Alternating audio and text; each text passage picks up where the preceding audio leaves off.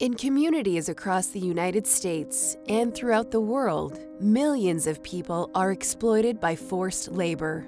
Labor trafficking is a heinous crime that can inflict lasting physical, psychological, emotional, and financial harm on its victims.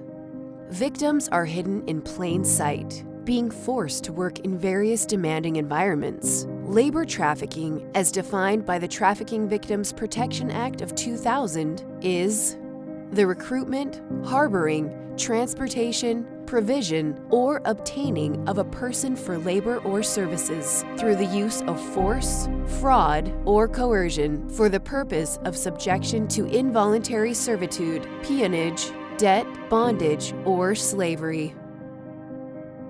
Simply put, labor trafficking is forced labor.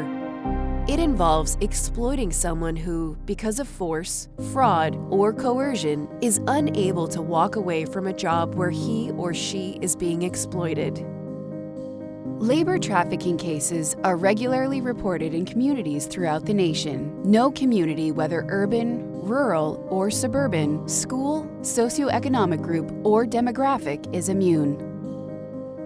Labor trafficking occurs in industries that utilize both lawful and unlawful operations and may be associated with organized crime and other crime in the community, such as fraud in contracting, theft of benefits, financial crime, drug crime, corruption, organized crime, gang activity, domestic violence, and other violent crimes.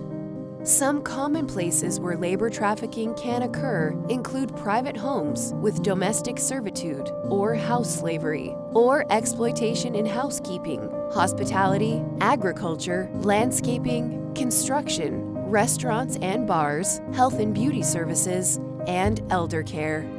It also occurs in large corporations through third-party vendors or outsourced labor.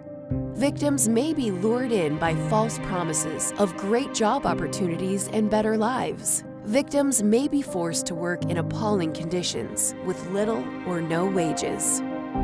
They may endure verbal, physical, sexual, and psychological manipulation and abuse. They may be routinely forced into isolation, and their communications may be restricted or cut off.